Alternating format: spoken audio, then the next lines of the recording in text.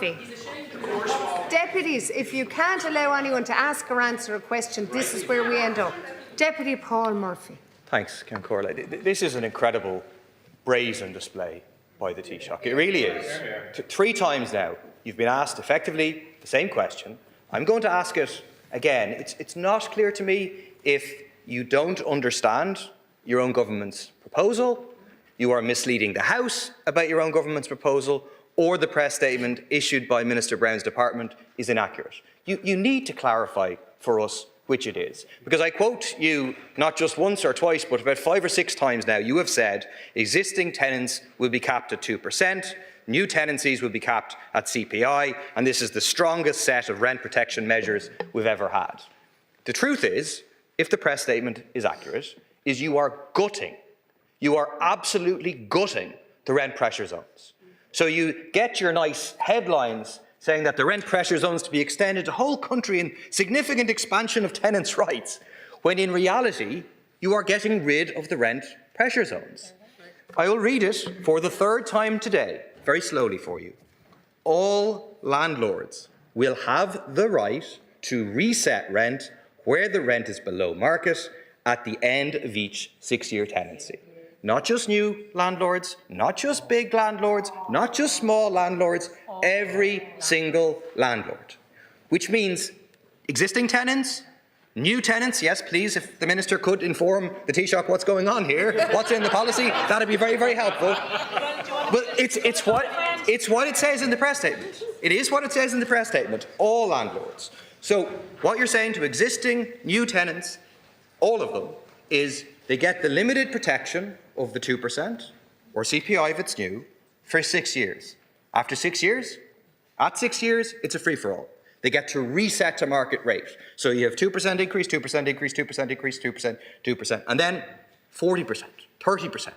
An unimaginable level that is simply not affordable. That's what the press statement, that is. I'll read it again.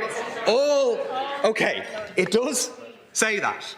I mean, as part of this master of the spin, it also says tenancies of unlimited duration to be enhanced by introduction of rolling 6-year tenancies. That's some enhancement, Taoiseach. You're getting rid of tenancies of unlimited duration and going back to the old system of rolling 6-year tenancies. It's Orwellian, really, what you are presenting. The logic of this, the government, is you want rents to rise. It's not enough that they have doubled over the past year. It's not enough that over the last 10 years. It's not enough that a third of tenants are now paying more than 50% of their net income on rent. It's not enough that more and more landlords are actually coming into the market. No, you want rents to go up even faster. That is why tenants, renters, people who are trying to buy a house, people who are locked out, who are going to be locked out even further, are going to be on the streets next Tuesday, 6 p.m. in front of the Dáil as part of a major raise the roof mobilisation to stop this government and its landlord agenda. But you announced that March before the proposal was even announced. So that sums it up. That sums it up. You just change the narrative every time it suits you. And the bottom line is this. No, I'd say to you, if you're an existing tenant, there will be no change.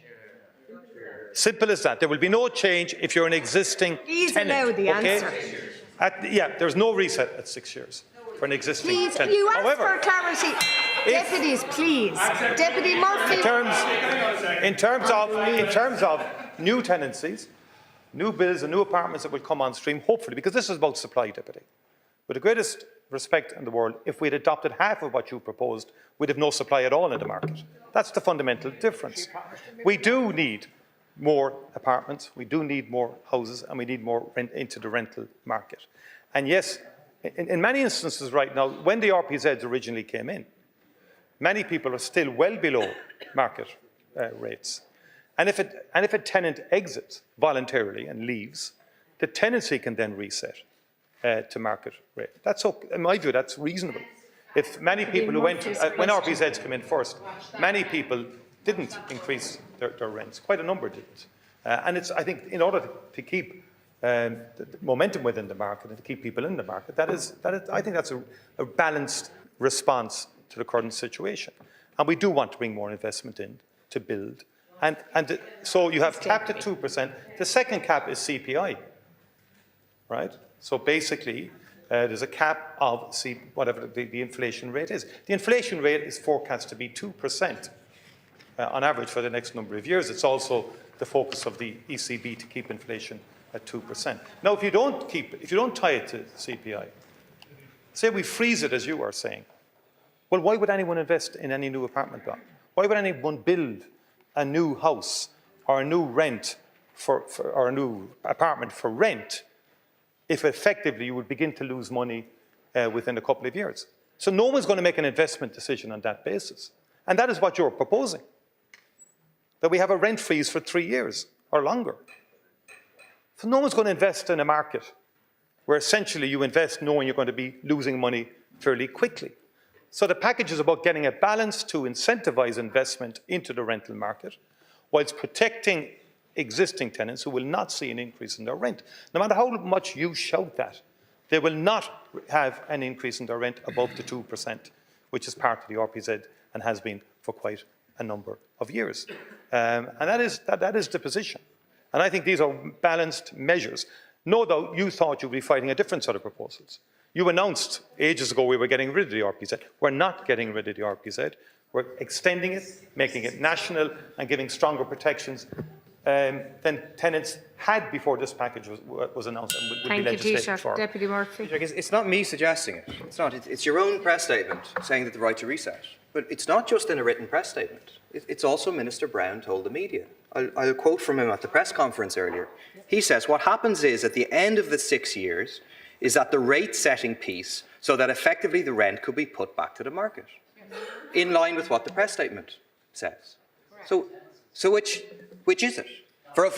So new tenancies are going to be every 6 years. Every 6 years. Well, it's not what you said, and it's not what your Taoiseach, please, you will have an opportunity. No, deliberately. You're the one. Deputy you have the. You have Taoiseach. You have the press statement. Deputy but Murphy's let's deal. You defend the idea that if tenants leave due to it's not a no-fault eviction. They leave mid-6 years, that it could be reset. Yeah, you're saying you are in favour of that. You're saying that's not a mistake. That tenants, anytime a tenant leaves, the rent can be reset. That is a recipe for rocketing rents. How high do you want rents to go? It is also. Let me finish this point. It is also a recipe for constructive evictions, where the landlord says, "I'm not going to fix your heating. I'm not going to fix your toilet. I'm going to force you out." Deputy Murphy, your time is up. Taoiseach to respond. Voting on this.